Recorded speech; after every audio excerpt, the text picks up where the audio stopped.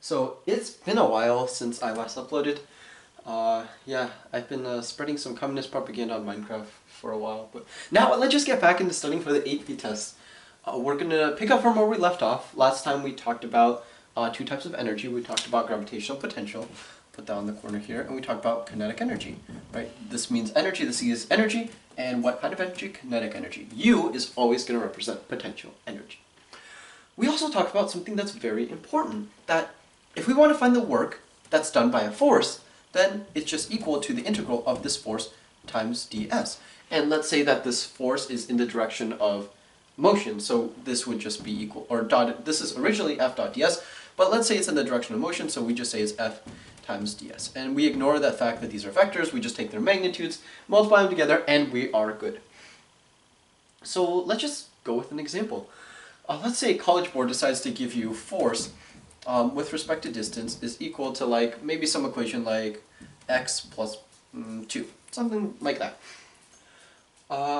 And then they want you to find how much work was done moving it from position x equals 0 to position x equals 2. Well, we want to find how much work is done by the force, so we just use this equation. We plug it in, so we get work, I'll put it here, work is equal to the integral of f, right? And we assume that force is in the direction of motion, so we can just use this thing, ds. Yeah, so sometimes, right, I use ds to represent everything. College board kind of likes to use x instead to represent distance, so I'm just going to say, all right, writing fds and writing fdx doesn't make a difference. We're both talking about distances. And now we start to plug things in, so we do integral of 0 to 2, right? We were integrating from x is 0 to x is 2 of f of x, which is x plus 2, and then dx.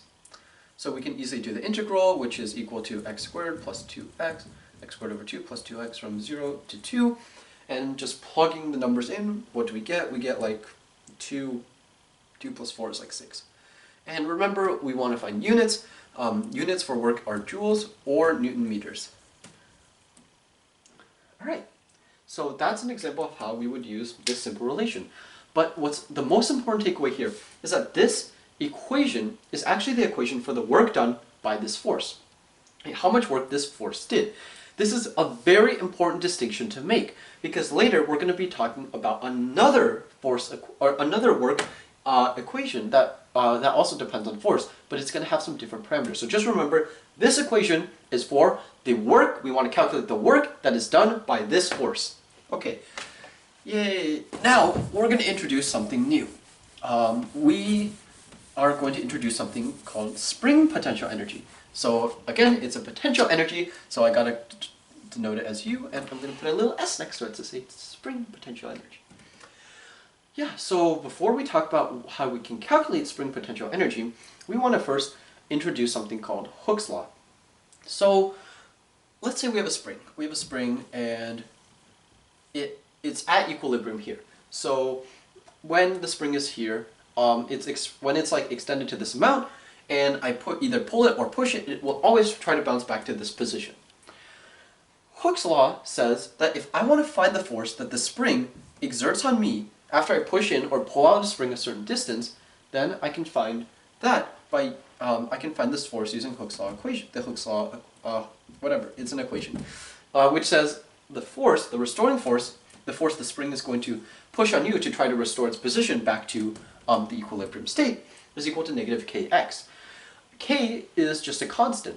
If the problem says that this spring follows Hooke's law, then it's always going to follow this, and it's going to have some constant k for Hooke's law. And this k is going to be in newtons over meters. These are going to be the units for k. Because x is in meters, x is like the displacement we had, and f is in newtons. So yeah, you can see how the dimensions work. And yeah, so do we know how to find k? So sometimes the problem is just going to straight up tell us k is equal to something, and tell us maybe one of the other variables and have us solve for the other variable.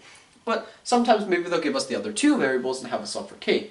So yeah, those are some instances where we will see k up here.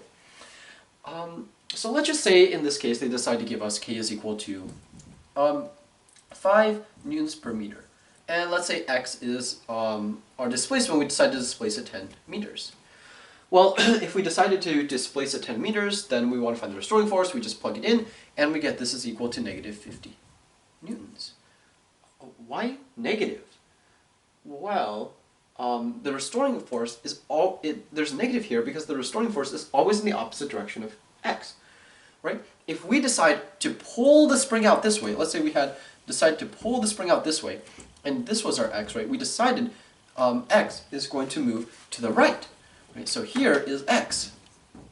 But the spring clearly wants to pull it back towards equilibrium, so force, right? The restoring force is going to be the opposite direction. Same here, when I compressed it, the restoring force is going this way, but we decided to push the spring this way. Yeah. Alright, so that's the restoring force on the spring. But now, let's say that the problem instead asked us to say, how much work did it take for us to push the spring from this position to this position by moving some x?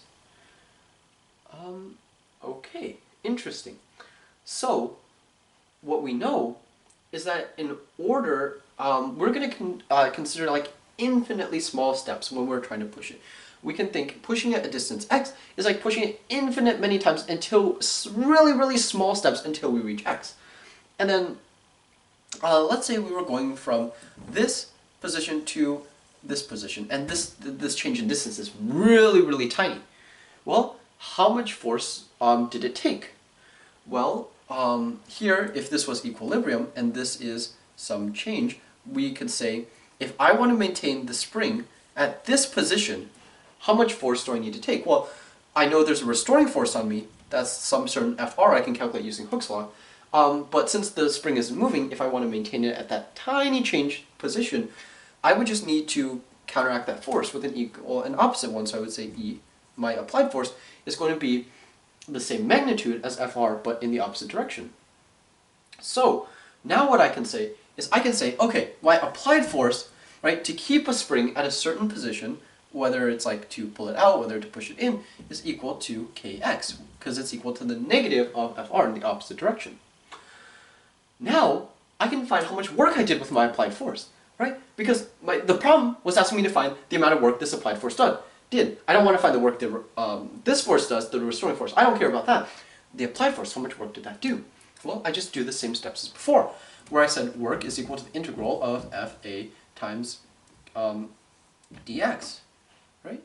And then what do I integrate from? Well, I integrate from 0, where x is 0, to x is x. In our case, it was 10 meters.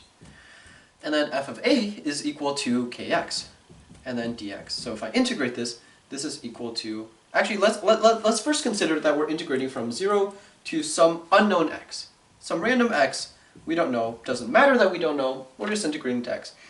So if I integrate this, this is equal to 1/2 kx squared from 0 to x. I plug in the numbers, this is just equal to 1/2 kx squared. Yeah, now you might be saying, okay, so this spring potential energy is looking an awful like kinetic energy. And yeah, that's a good way to remember it. That's a great way to try to remember these two. For these two energies, 1/2 mv squared, 1/2 kx squared. You just want to remember the 1/2. And yeah, so I calculated the amount of work I needed to do to push the spring here, right? It took this much work to push the spring here. That means the spring, the object gained energy. Because now, the spring can now do work back by pushing the box back to its equilibrium position. That's the reason the work I did is equal to the spring potential energy, right? I did work to put in that position, and all the work I did is going to be potential energy because it's putting the spring in that position by squeezing it. So now that spring can do the same amount of work back when I let go, or when I release tension and I let it bounce back. That's why this is the amount of energy that the spring has if I compress a certain amount. And yeah, so that's this is going to be like the theoretical portion of this year's AP test. It could be something like this, or it could be something like anything we covered in this video. But now, let's say that they gave us a lab problem, and they want us to find K. This is completely different from energy. We're just going to go back to Hooke's law. So let's say they they gave us measurements for f and x at various f's and x. Let's say if I push it in 0 meters, my force is 0. If I push it in 1 meter, my force is -1, because remember it's pushing back 1, -1. It would be the opposite direction. Force is in the opposite direction here. Strong force. I push it 2, and it's -2, 3, and it's -3. Oh god. Let's say we want to find what k is, our spring constant. Remember, k is always going to be positive. That's something good to keep in mind. So, how do I calculate what k is? Well, Fr equals -kx. So then, all I do is I would plot these points. I would say, okay, oh, I should have done this the other way. Let's say I have my restoring force is 0, 0, and then, or this is my restoring force, and this is x, my distance, and I have 1, -1, 2, -2, so on and so on. Right? Then I can just plot this line of best fit. Yeah, sometimes it's not going to be as perfect as this. All the points might not go through the right line. But you just have to plot the line of best fit, or just any line that seems close enough, right? The AP Physics test, you don't have to be exactly precise. You just have to find some line that seems close enough to where the points align. Then we find the slope of that line. What is the slope of this line? Well, let's rearrange this equation. And we know that f of r is equal to -kx. That means that -k is equal to f of r over x. The slope of this line would be the rise of the slope over the run of the slope. Rise is f of r, so slope is equal to rise. Oh, by the way, when you're graphing, you always want to keep like track of your what values these are, what coordinates. Like this is 1 meter, 0, 2 meters, 3 meters. You want to have titles. You want to have titles here. You want to have labels here as well. If you want to get full points for these kinds of graphing problems. All right. So then, let's get back to finding the slope. Right. Rise, which is f of r, and then run is x. Wait, but that means, right? Slope is the same thing as -k. So slope is equal to -k. I can find the slope of this line. My line of best fit, I'm going to say, is equal to f of r is equal to -x. So my slope is -1, so that means -k equals -1, and k equals 1. That's how I find k. I graph it, I find the slope of the line of best fit, and I make sure I'm checking which kind of force I'm using. If it's a restoring force, right, then -k is f of r over x. Instead, if I had f of a, the applied force, then there wouldn't be a negative sign. Remember, because f of a is equal to kx. That's it for there. Yeah, I think that was good practice for some theoretical questions they could ask, what lab questions they could ask. And yeah, happy studying, and I will hopefully be back. Holy cow, I'm tired.